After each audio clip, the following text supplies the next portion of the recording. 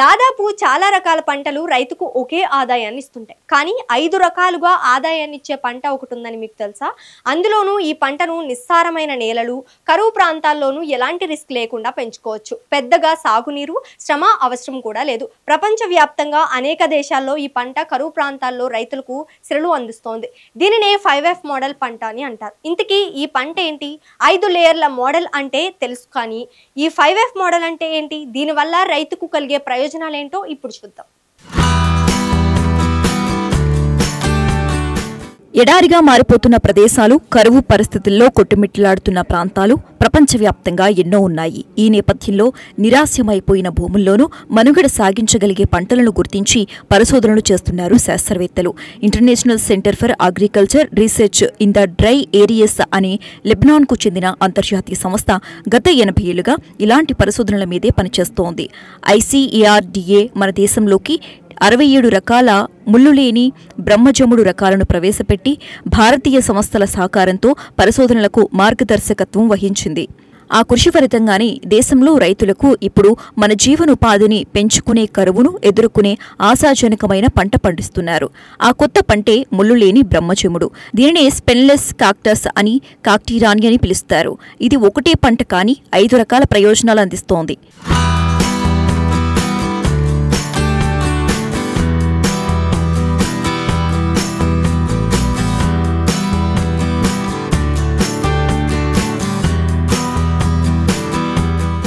మన దేశంలోని మెట్ట ప్రాంతాలలో కఠినమైన వ్యవసాయ వాతావరణ పరిస్థితులు ముల్లులేని బ్రహ్మజముడుకు అనుకూలం.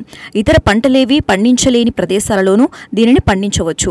వాస్తవానికి ICARDA భారతదేశంలో 67 కాక్టస్ రకాలను ప్రవేశపెట్టింది.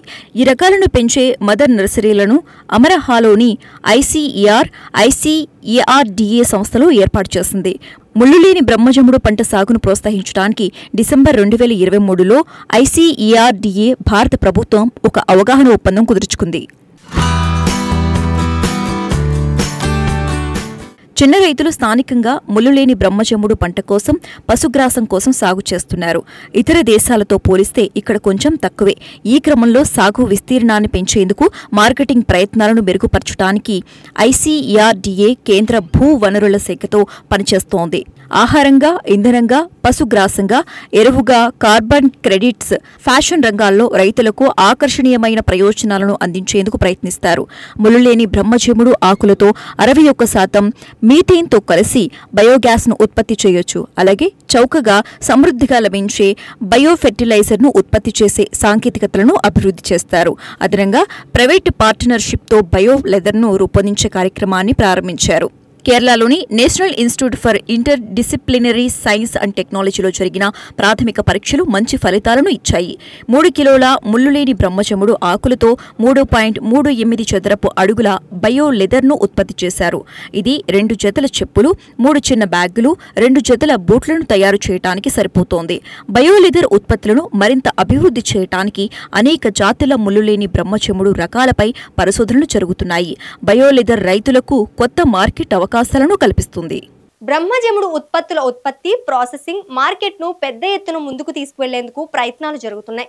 దేశంలో ఈ పంట సాగు, విలువ ఆధారిత ఉత్పత్తుల తయారీని పెంచుకునేందుకు ICARDA ప్రభుత్వ సంస్థలకు సహకారం అందిస్తోంది.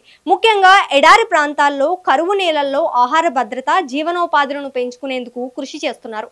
మరి ఒక రైతు ముల్లులేని బ్రహ్మజముడు పంటను ఎలా పండించాలి? ఎలాంటి నేలలు అనుకూలం? నారు మొక్కలు ఎక్కడ లభిస్తాయి? నీటి యాజమాన్య పద్ధతులేంటి? వంటి వివరాలను ఇప్పుడు చూద్దాం.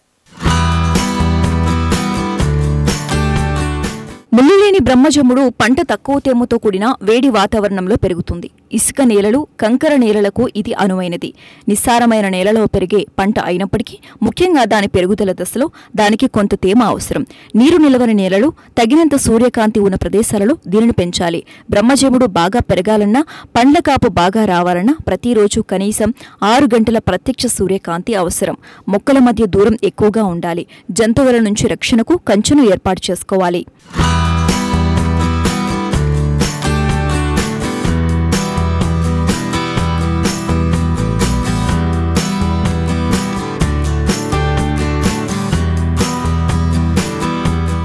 పొలం బాగా దున్నిన తర్వాత ముళ్ళు లేని బ్రహ్మజమ్ముడు విత్తన ఆకులనే నాటుకోవాలి. వాననీరు బయటకు వెళ్లిపోవటానికి ఏర్పాట్లు చేసుకోకపోతే వేరుకుళ్ళు సమస్య వచ్చే అవకాశం ఉంది. ఈ ఆకులను ICARDA, Indian grassland and fodder research institute, central arid zone research institute, Bharatiya agro institute foundation వంటి ఫేమస్ నర్సరీలు సేకరించవచ్చు.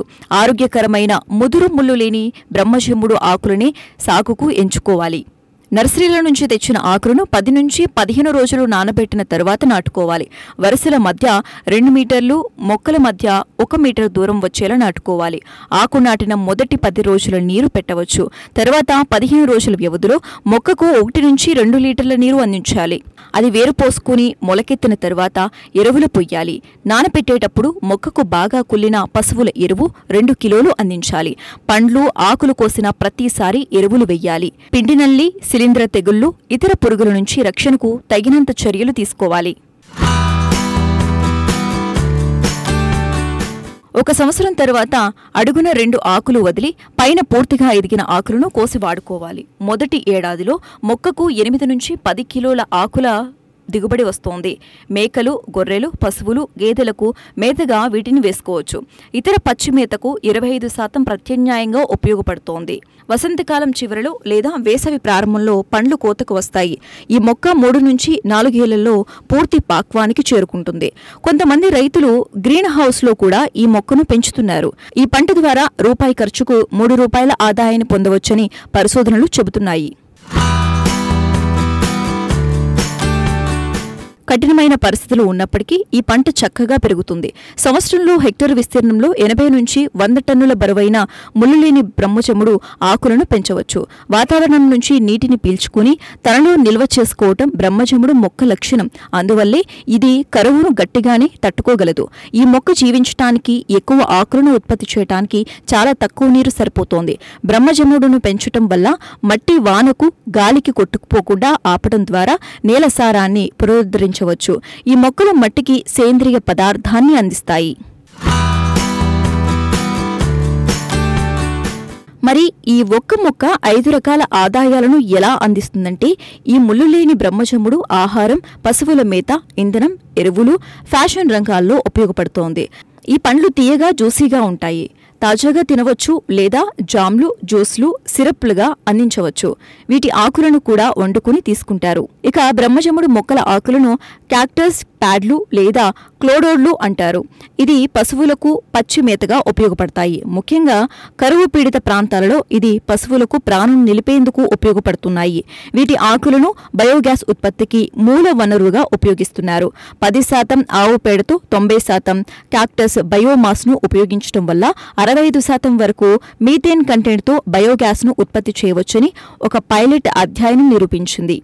ఇక బయోగ్యాస్ ఉత్పత్తి తర్వాత మిగిలిపోయే పోషకాలతో కూడిన సెర్లీని సేంద్రియ ఎరువుగా ఉపయోగించి నేలను సారవంతం చేసుకోవచ్చు.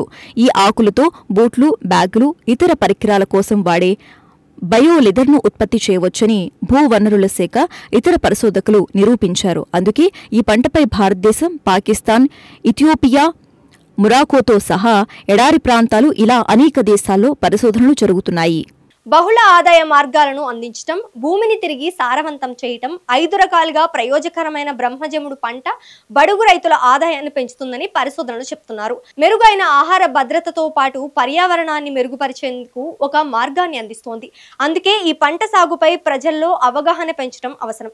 ఇదండి ఇవాల్టి పాడి పంటల కార్యక్రమం. మరిన్ని ఆసక్తికరమైన కథనాలతో మళ్ళీ కలుద్దాం. అంతవరకు చూస్తూనే ఉండండి మెగా 9 టీవీ.